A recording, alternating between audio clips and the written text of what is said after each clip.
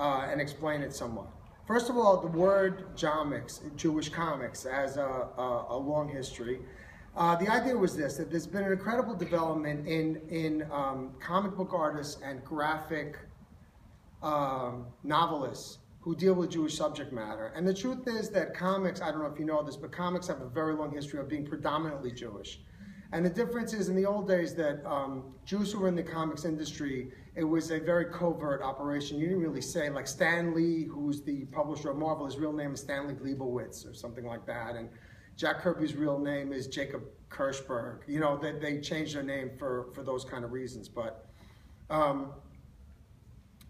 the show was conceived as a constellation, a kind of like different pieces talking to themselves, in the sense that it's not divided thematically, it's divided so that the pieces can speak to each other. And there are artists who are primarily cartoonists, there are artists that are primarily graphic novelists, and then there are fine artists that use comics as an inspiration. And so you can see all those things out in the hallway. I'm going to read this because I don't want to get anybody's name wrong. So there are several ways, like reinvesting Jewish subject matter in comic books has to do with looking at traditional genres in comics. And you have things like superhero comics, horror comics, science fiction, confessionals, funny animal comics, all those things have a long tradition, okay? These are looked at with a particularly Jewish lens. So these are Jewish artists taking these genres and reinvesting them with Jewish subject matter, okay? So artists can return to things like Torah and Tanakh. We have people like Zev Engelmeyer's Genesis, Abraham, and Dov Smiley's Jonah.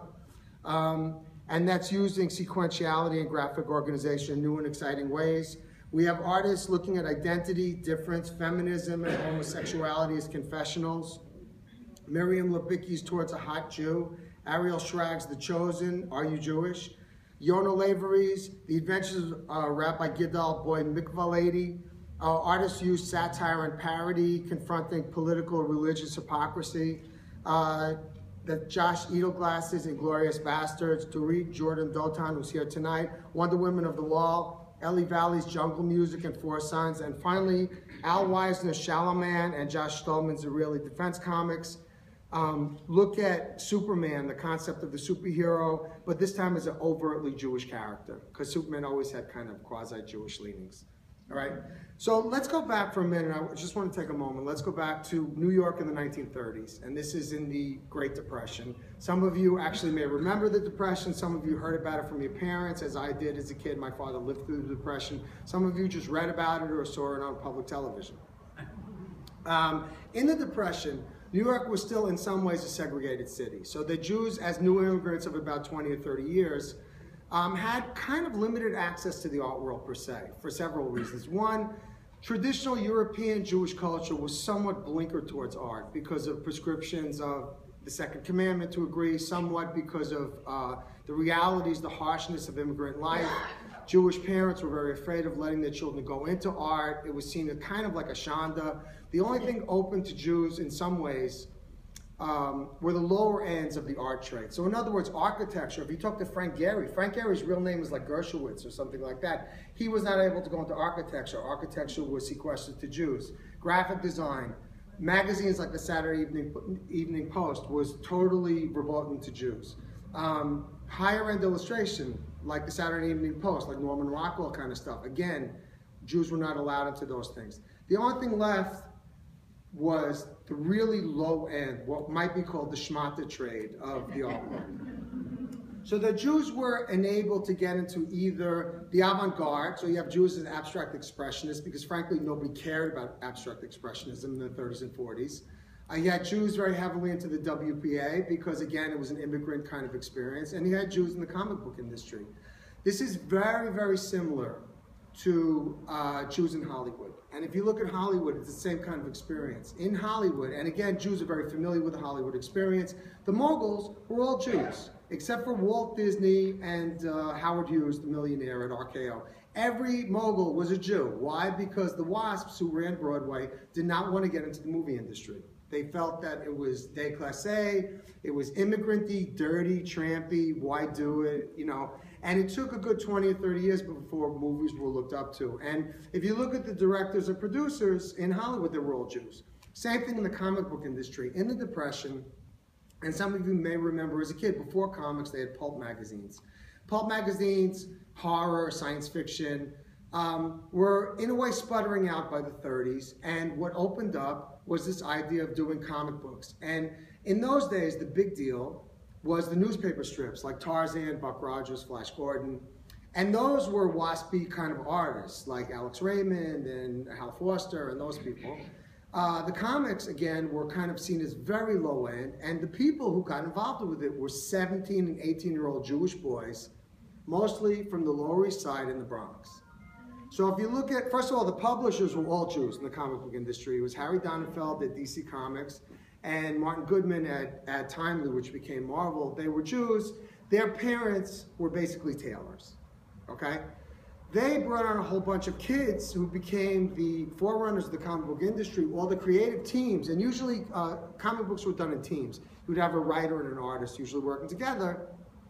From the very beginning, overwhelmingly Jewish. There were other people too. There were some Italians and some even women, black people, but overwhelmingly Jews and overwhelmingly first-generation Jewish Americans. Jerry Siegel and Joe Shuster, who were the originators of Superman, they were originally from Cleveland. They sent their work to New York. They were 18 years old. Okay, Bob Kane and Bill Finger, who invented Batman, again, 18 years old, went to DeWitt Clinton High School in the Bronx, invented Batman over a weekend in Edgar Allan Poe Park, sitting around talking about, we need a replacement for Superman, can you do it in a weekend? Boom, was done, okay? Jack Kirby, who I'll talk about, we have a piece by Jack Kirby. In the show, Jack Kirby was probably the greatest comic book artist of the 20th century. Again, real name Jacob Kirschberg. Dropped out of high school, went to Pratt for 6 months, wound up rotoscoping Popeye cartoons for Max Fleischer Studios, and wound up in the comic book industry, created Captain America over a weekend at the age of 21 with Joe Simon, lost the rights to it. We'll talk about Jack Kirby in a minute because he's in the show. Okay, so if you take that into account, the whole thing of the Jewish participation in comics, there are several reasons for this, and it's really interesting. A, like I said, because traditional Jewish culture had certain prescriptions against the fine arts. And whether it's fair or not fair, whether it was always observed, is a question of debate, and in the Jewish Art Salon we do debate that. But if you come from a traditional Jewish family, you're aware that art was not always looked up upon, okay? On the other hand, for these young people, they were inventing the rules as they went along. So in other words, comic books being a new medium had no rules, like movies had no rules, okay? So it was derived from representations in newspapers and often truncated and cut up at the beginning. When new material was demanded, these guys had to really invent a whole language. And that language, very much like cinema, had to do with jump cuts, close-ups, movie pans. Will Eisner, who's he's the father of the American graphic novel. He was a kid from the Bronx, also invented the spirit, invented Eisner, Elder Studios. He wrote a book on sequential art. He became the father of the whole kind of conceptual framework of what it means to make a comic book, which became very important to later comic book authors and writers. So if you know, we'll talk about later developments like Mouse and stuff, which is a whole development within the Jewish world, but within the literary world in general about comics and the importance of comics. Okay, so let's move on a little bit. Okay, let's get to the show, because